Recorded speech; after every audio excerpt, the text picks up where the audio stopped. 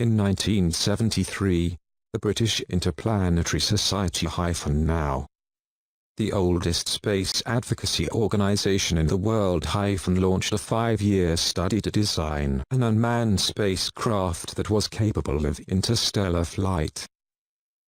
Project Daedalus was the first to tackle the question of the possibility of interstellar travel. The goal of the project was to discover the feasibility of getting a person to travel to a variety of different target stars using technology of the near future, and getting them there within their lifespan. Thermonuclear propulsion.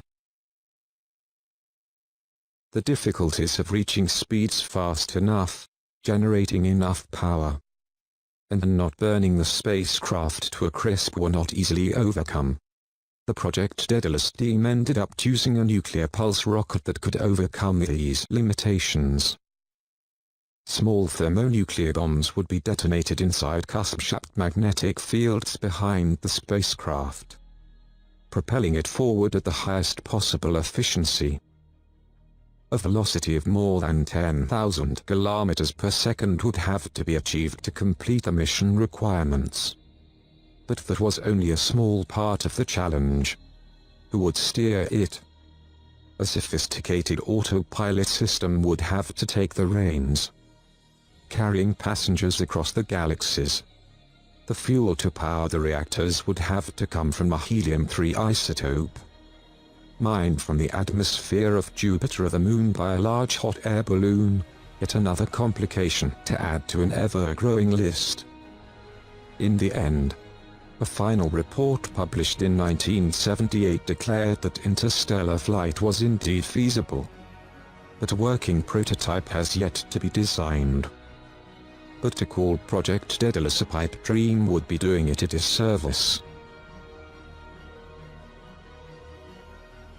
There are numerous indications that space agencies and universities of today have been considering the Project Daedalus ideas, such as using nuclear power as propulsion.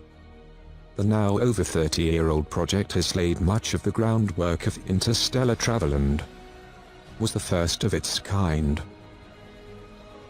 Members of the British Interplanetary Society teamed up with the TOR Foundation in 2009 to design a credible interstellar space probe, using the same nuclear fusion-based propulsion system as the one designed for the Daedalus project. The project's goals are to complete a set of technical reports that lay out all the details of an interstellar probe, while motivating the next generation of scientists who will be completing the designs of this spacecraft. The engineering project is currently looking for volunteers to bring it to completion. The Planetary Society launched a project called LightSail to examine the possibility of a spacecraft that was purely solar-powered and propelled by sunlight alone. A first iteration, LightSail 1, completed the shakedown cruise in orbit and transmitted its first signals back to Earth. Its successor, LightSail 2, is set to launch aboard a SpaceX Heavy Falcon rocket in 2018. The concept of a solar sail used for propulsion in space is not a new one. Alongside the discovery of the photon, astronomers such as Johannes Kepler in the 1600 seconds were already hypothesizing about the possibility of harvesting the energy of the sun and transferring that momentum to another object as the source of propulsion. Stephen Hawking has voiced his own desire to launch a light sail called Breakthrough Starshot at a recent event in Norway. Hawking described the small space probe that could travel on a beam of light, reaching roughly 160 million km/h, 100 million mph. The project has yet to overcome significant hurdles and many rounds of funding. In 1960, an American physicist conceptualized an interstellar spacecraft that was able to travel at a significant fraction of the speed of light, rather than being weighed down by the mass of the payload. Bussett's ramjet relied on harvesting hydrogen and using it as a propellant. Like the original Daedalus project, the ramjet would use hydrogen in a nuclear fusion reactor to supply the energy needed to carry it to distant stars. According to his calculations, the ramjet would need a collection area of nearly 10,000 square kilometers.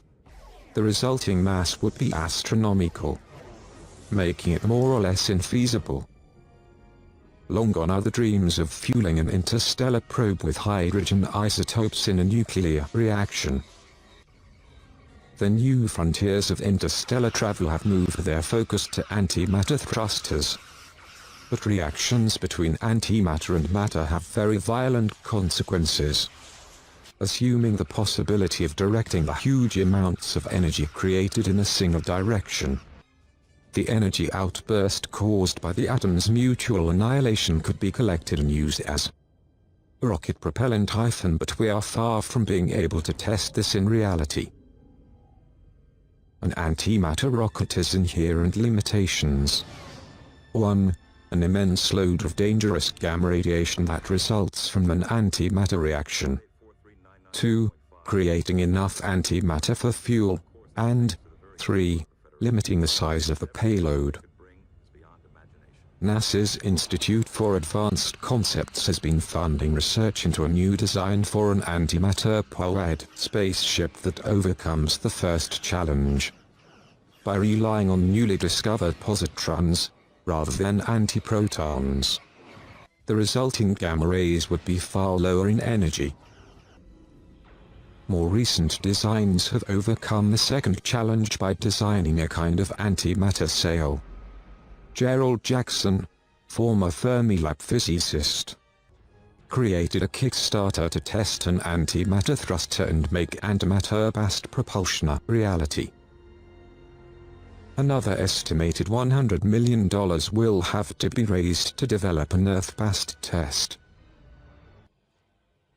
NASA designed its own Star Trek-like space warping ship in 2016 that shares a lot of similarities with the USS Enterprise. Ship designer Mark Rademacher's goal was to motivate young people to pursue a STEM career. He told the Washington Post, rather than relying on nuclear fusion or antimatter reactions, the IXS Enterprise takes advantage of a warp drive that, according to EO9, would expand empty space behind a starship, pushing the craft in a forward direction. The large rings around the spacecraft serve to form a warp bubble to reduce the energy requirements for the warp drive.